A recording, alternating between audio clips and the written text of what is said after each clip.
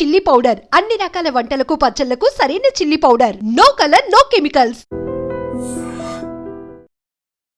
ఇదిగో ఇతను గుర్తుపట్టారా మీరు?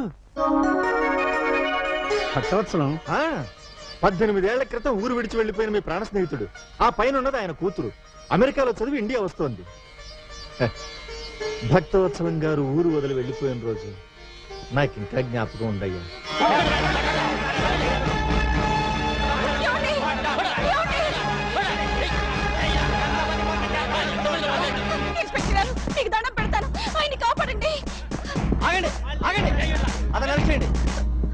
బోగస్ చిట్ ఫండ్ కంపెనీ పెట్టి మా డబ్బు దోచుకున్నాడండి. మా డబ్బు మాకు ఇప్పించండి. డబ్బు ఎలా రాదు, కాళ్ళు చేతులు వెనకొట్టండి.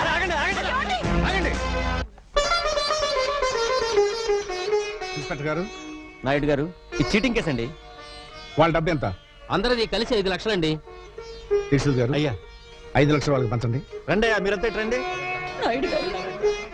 ముందు నా స్నేహితుల సంఖ్యలు తీయండి.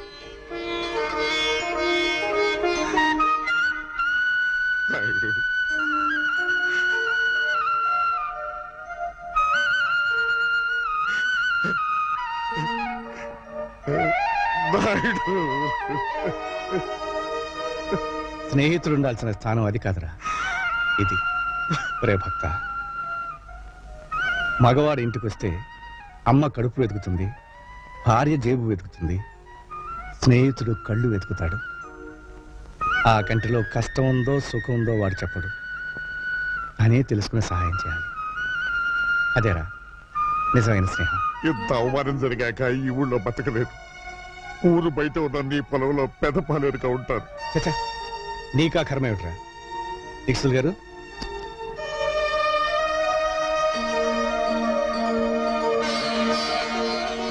ఈ డబ్బుతో మళ్ళీ వ్యాపారం మొదలుపెట్టు.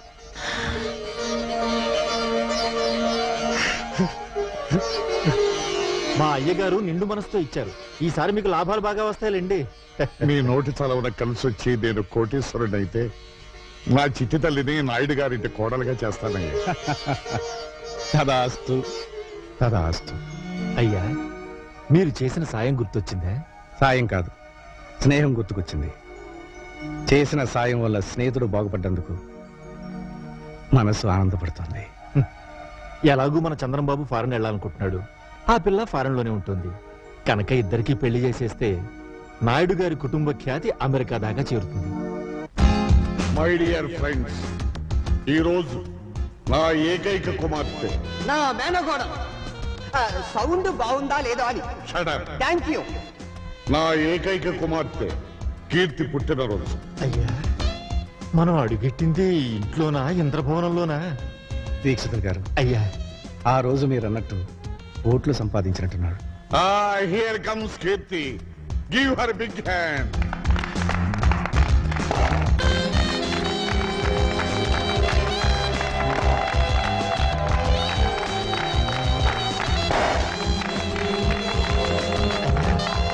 ఈ అమ్మాయి మన ఇంటి కోడలైతే కరెంట్ ఎక్కర్లేదండి, 1000 క్యాండిల్ బల్బులా వెలుగుతుంది. Hi mom. Hi dad. బావా, ముందు ఓదాలా కొయ్యాలా? ఎక్కువ తక్కువ మాట్లాడితే ముందు నిన్ను కోస్తాడు. జర ముయ్యుండ్రి. ఆ పిల్లొచ్చిన సంధి చూస్తున్నా ఓ తెగరెచ్చిపోతున్నావు. అయ్యా, తమని గుర్తుపట్టినట్టు లేదండి. ఫ్రెండ్స్ అందరూ దగ్గరగా.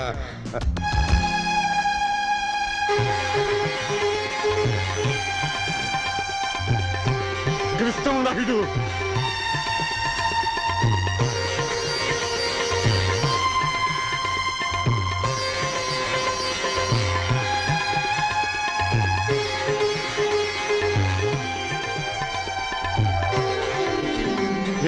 చూసుకున్నాను. రాయ్ బాబులు, మైకిలా తీసుకున్నా. ఫుల్ సౌండ్ లో చెప్పాలి నా స్నేహితుడి గురించి.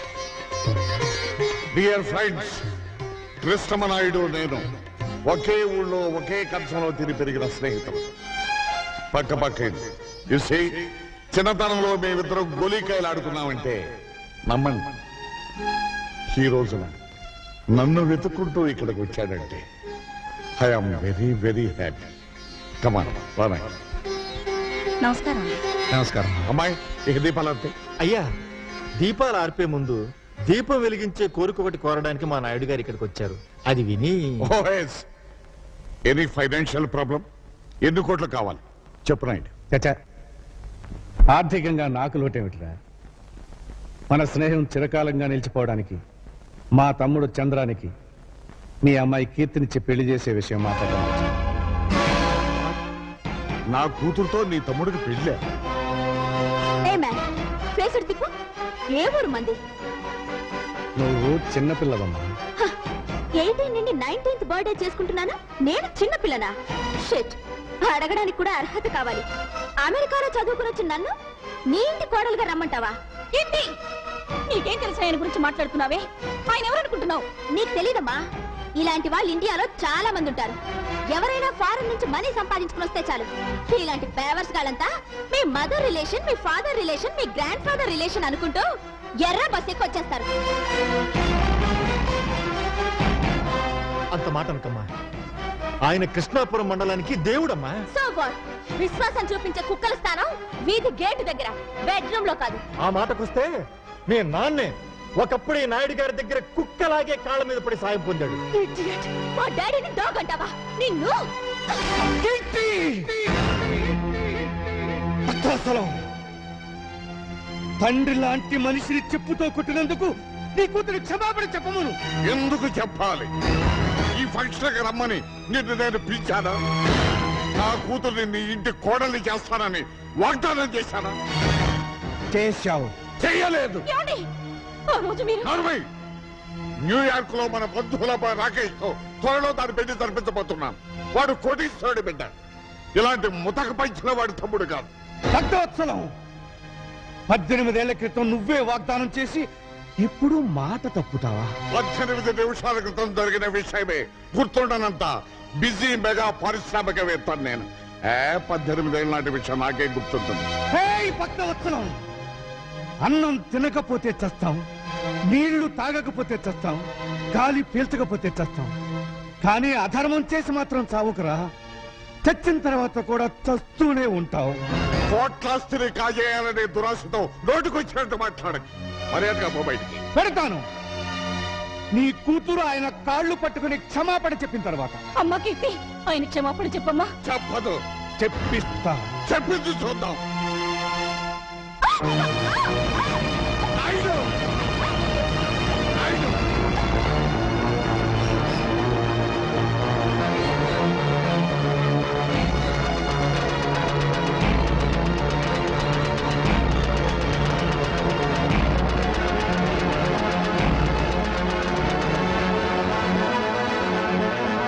కాళ్ళు పట్టుకున్న చేతులతో మా నాయుడు గారి కాళ్ళను పట్టుకుంటావా నువ్వు?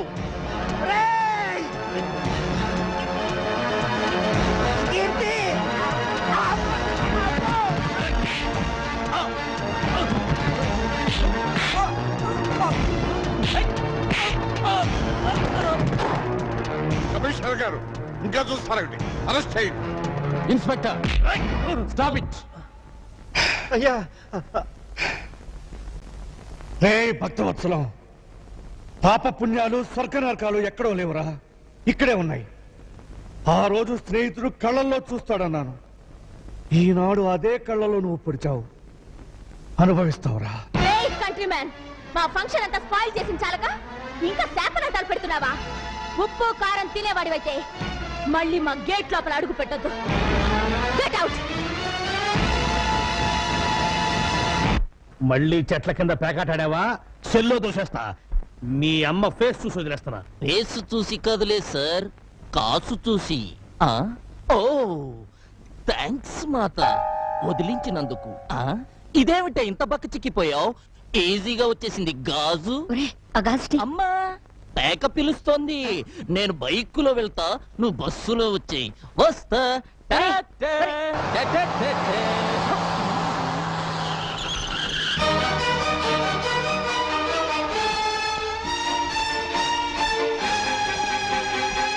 అమ్మో, నా టైర్లే బద్దలయ్యాయి రోయ్. నన్ను క్షమించండి నాయుడు గారు. ఆ వెధవ పేపర్ మీకు చూపించకుండా ఉండాల్సింది. అంజుబాబు, ఏమ్మా, ఆఖరి బస్ వచ్చేసిందా? వచ్చిందే. మా బావగారు ఏమైనా బస్ దిగారా? ఆయన ఏమన్నా పసిపిల్లాడేటమ్మా బస్ దిగితే ఇంటికి రాకపోవడానికి? భలే వారమ్మా. రోగం కుదిరింది. ఈవిడ గారికే మహా అభిమానం ఉన్నట్టు ఫోజు సిగ్గుండాలి. ఎవరికే? ఇంకెవరు? మీ మరదలకి. నార్మల్. మీకు తెలిసిన ఈ డైలాగ్ ఒక్కటేగా. నువ్వెంత జామీన్ ఇచ్చినా వదల లేను. ఎస్పీ గారు ఖచ్చితంగా రిలీజ్ చేయతో చెప్పారు. ఆయన ఈ పరగణాకే పెద్ద మనిషి అండి. ఆయన్ని మూయించిన ఆయన ఈ రాష్ట్రంలోకెల్లా డబ్బున్న మనిషి. దానికేం చెప్తా. బాబు ఆయన ఎలాగైనా వదిలేయండి. చూడమ్మా, నా పేరు సన్నాసి. సన్నాసి పనులు చేయటం నాకు అలవాటు. సన్నాసి పనులు చేసే వయసులోనా నువ్వు లేవు. ఒక కన్ను కన్ను కాదు, ఒక గాజు గాజు కాదు. తీసుకోండి. ఇదిగో హెడ్, నీకు తలకాయ లేదయ్యా. పెద్ద మనుషులు సెల్లో వేస్తావా? వదిలిపెట్టు వదిలిపెట్టు.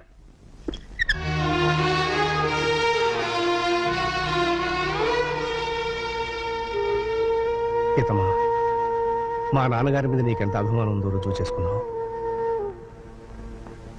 పోయే ముందు నేను రుణం తీర్చుకుంటాను.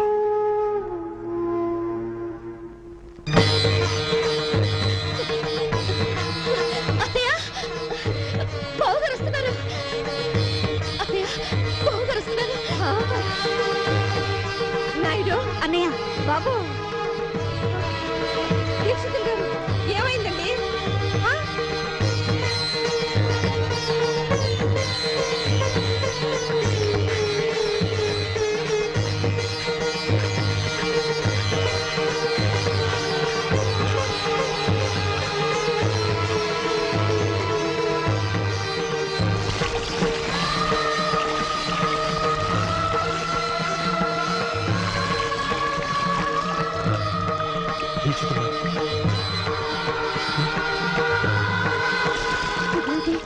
తలారా స్నానం చేస్తున్నారా?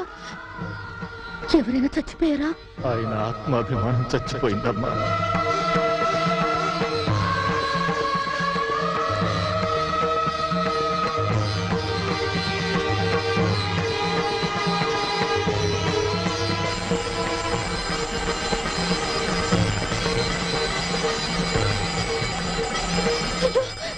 చెయ్యి కాలుతుంది.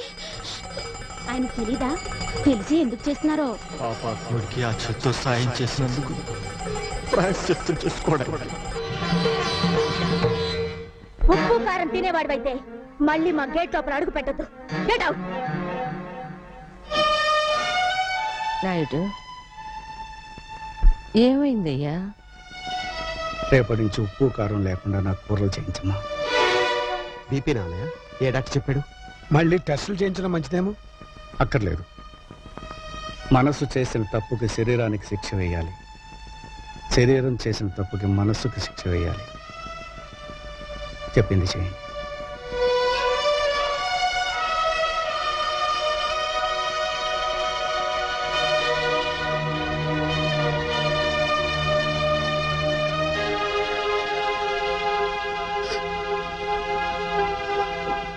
ఏమిటమ్మా? కాలిందిగా బావగారు, వెన్ను రాస్తే నెమ్మదిస్తుందని.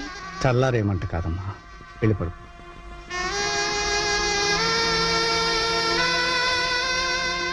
వెళ్ళమ్మా, వెళ్ళు.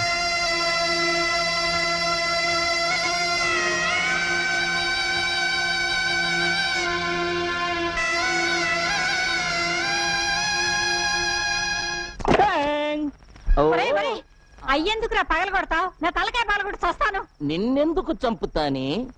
నేను పెదనాయుడు కొడుకన్న రహస్యం నీ నోటితో చెప్పే వరకు నిన్ను నేను చంపాను.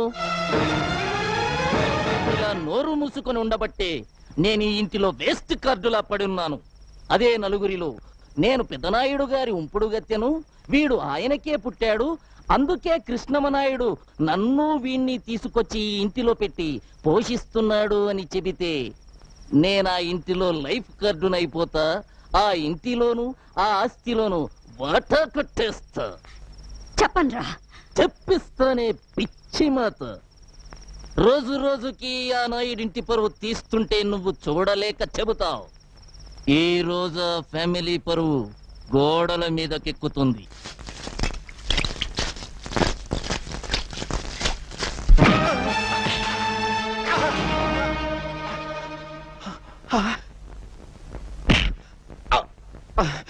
సొమ్ము ఖర్చు పెట్టి రాత్రంతా కష్టపడి రాయించాను బే. కామేశ్వరరావు, వయస్సులో చిన్నవాడివైనా నీకు చేతులెత్తి దండం పెడతాను. నాయుడు గారి పరువు ఇలా గోడల మీద రాయటం ధర్మం కదయ్యా. ఆహా, స్టేషన్ పాలవటం ధర్మమా? కామేశ్వరరావు, అది నాయుడు గారింటిని ఉడ్చే చీపుర కట్ట విలువ చేయవరా నువ్వు? ఏయ్! నాతో పెట్టుకోకు, మూత కార్డు అయిపోతావు. మూత కార్డుని కాదురా, నీ నోరు మూయించే కార్డునవుతాను. ఏ చేతులతో ఆ మహానుభావుడి మీద తప్పుడు రాతలు రాశావో ఆ చేతులతోనే దుడిపిస్తాను. సున్నంతో కాదు, నీ నెత్తులతో.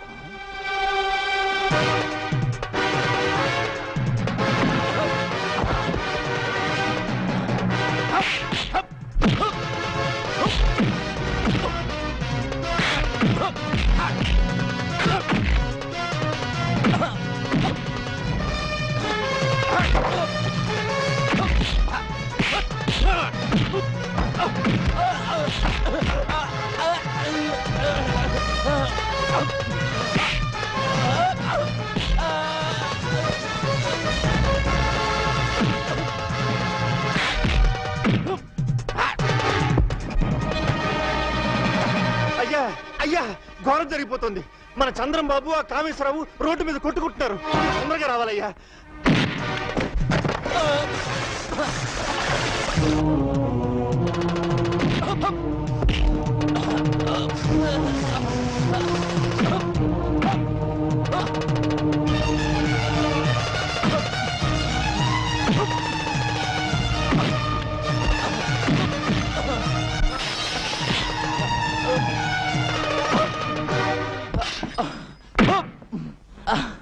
అమ్ముడు, వదలండియ్యా. నీ మీద చండాల ప్రాతలు రాసిన వీడి చేతులు విరిచేస్తాను. చంద్రం ఆగు. దరిద్రపు కోతలు కూసిన వీడి నాలుక తెగ్గొస్తాను. అమ్ముడు, నేను అరెస్ట్ అయిన మాట నిజం.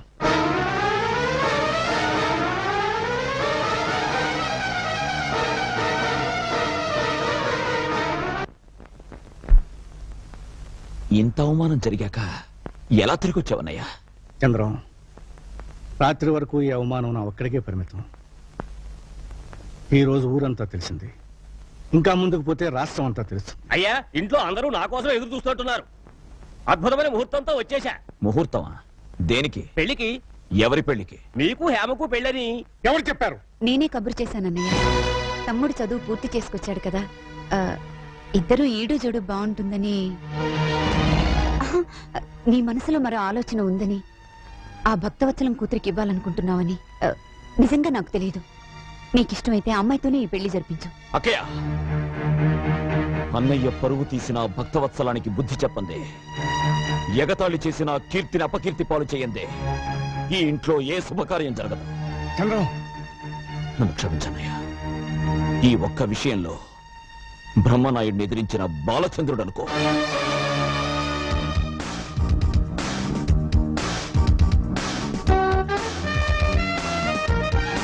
బాబోయ్, దీన్నెవడు పెళ్లి చేసుకుంటాడో గాని అన్నం తిని బతకక్కర్లేదు, అందం తిని బతికేస్తాడు.